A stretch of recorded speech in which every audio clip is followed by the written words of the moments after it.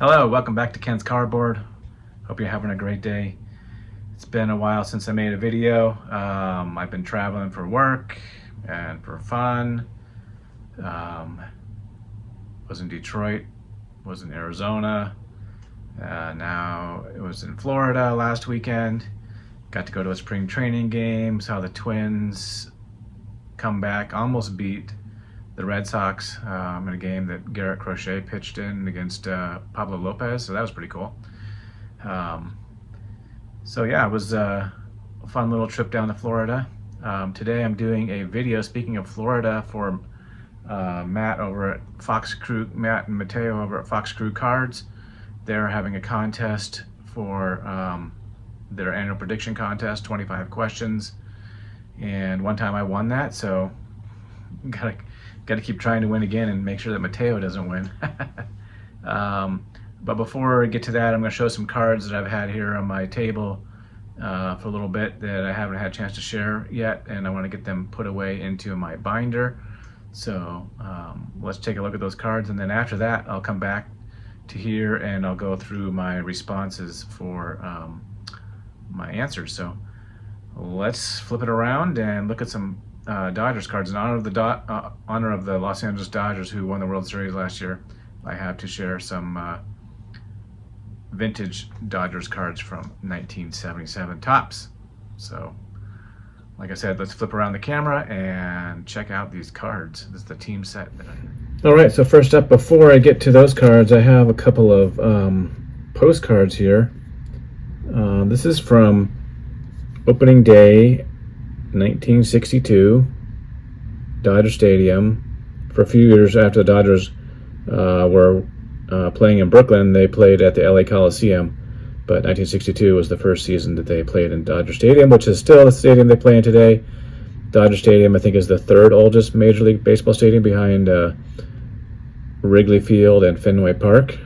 So they made some significant upgrades in the outfield, in the bleacher area, and then this year I saw they were doing construction. They were doing some underground dugout work. They dug up the whole infield, so we'll see what changes they made there. I also have this postcard here.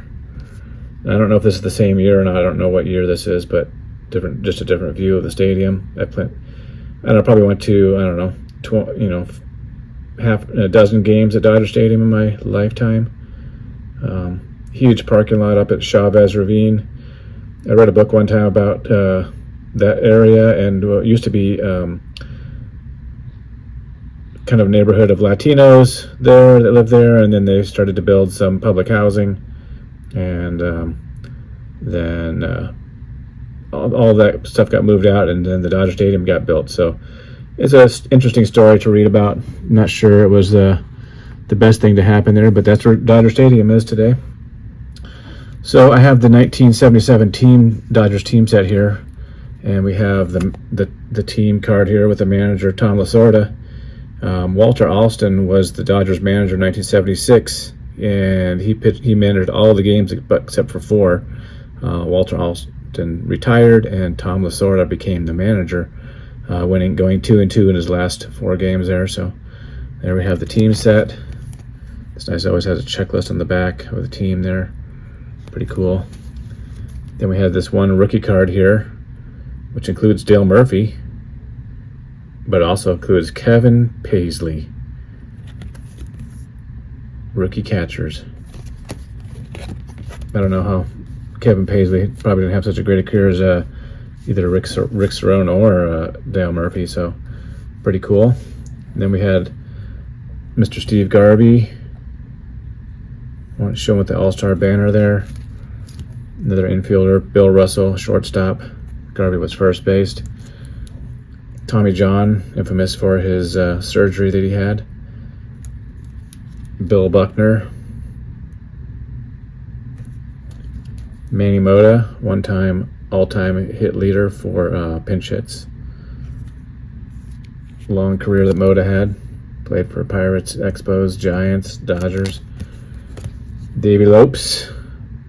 Love Davey Lopes, second base stealing threat. They didn't show stolen bases on cards back in those days in the 70s. Then we got Hall of Famer Don Sutton. He was third in the Cy Young voting in '76 with a 21-10 record at a 3.06 ERA. A little off center, but no matter. Steve Yeager, longtime catcher for the Dodgers. Got the catcher's pose there. Ted Sizemore, bench player. Played for the Cardinals a lot. There's Bert Hooton, another great pitcher for the Dodgers. Let's see what kind of record Hooton had in '76. He was 11-15. The Dodgers ended up being 10 games behind the Reds in 1976 and didn't make the playoffs. Rick Rhoden, he's another all-star for the Dodgers, relief pitcher. Stan Wall, another relief pitcher. John Hale, backup outfielder. Reggie Smith, another outfielder, starting outfielder for the Dodgers. He came over from the Cardinals in '76. I don't know who he was traded for. Ellie Rodriguez, catcher, backup catcher for Dodgers. Lee Lacy, multi-tool utility guy. Played for the Braves for a short bit in '76. Ed Goodson, backup third baseman. We have the starting third baseman here, Ron Say. The Penguin. Doug Rauh, another decent pitcher for the Dodgers. See, his record was 16-12. No, decent, 2.37 ERA. Pretty good. And then, last but not least, Elias Sosa. I think he had a decent career, but yeah, relief pitcher for the Dodgers. So there you go. There's the 1976 Dodgers set. Thought I'd show some cards. Now let's get back to my responses for the contest. All right, welcome back. Got my responses here on my little laptop, and here's the winning responses that I'm going to take to win this year. So the first one up is the winner of the AL East. I got the Yankees. I think they're going to do it again. The Orioles might be tough, but I think their pitching is in doubt. Not that the Yankees pitching with the loss of Garrett Cole is out. The Central, it's going to be a tough battle, I think, between the Guardians and the Twins and the Royals, but I think the Royals are going to pull it off this year. In the AL West, I think the Rangers are going to come back. I think last year they kind of had like a hangover from winning the World Series, and they're a little beat up and tired, but I think they'll be back to winning ways. National League East is going to be a tough race between the Braves, the Mets, and the Phillies, and I think the Mets are going to come out on top, just barely. The addition of Juan Soto, Pete Alonso's back. Edwin Diaz will have a good year. The Central, that is a total crapshoot. I'm just going to go with the Brewers because I have no clue. And then on the West, I'm going to go with the Dodgers again. So going on to number 7. Who's going to have more wins, the Yankees or the Mets? I picked the Yankees because it's going to be a little more competitive, I think, in the National League East. Who's going to have more wins, White Sox or Cubs? Number 8. I'm going to go with the Cubs. I think that's a pretty easy guess. Wins for the Marlins, I'm going to go with 55 this year. Wins for the Pirates, I'm going to go with 80, just slightly under 500. Skeens is going to be good. Jared Jones looked like he's out for the year, so they lost one of their key pitching staff. So we'll see if they even get to 80, but I have a little bit of hope. Where will Sandy Alcantara be playing at the end of the year? I think he's going to be going to the Astros. I have no idea. Yandy Diaz and number 12 at the deadline. I think he'll stay with Tampa. Moving on to number 13, how many innings pitched will Clayton Kershaw have? He'll have 0 innings pitched.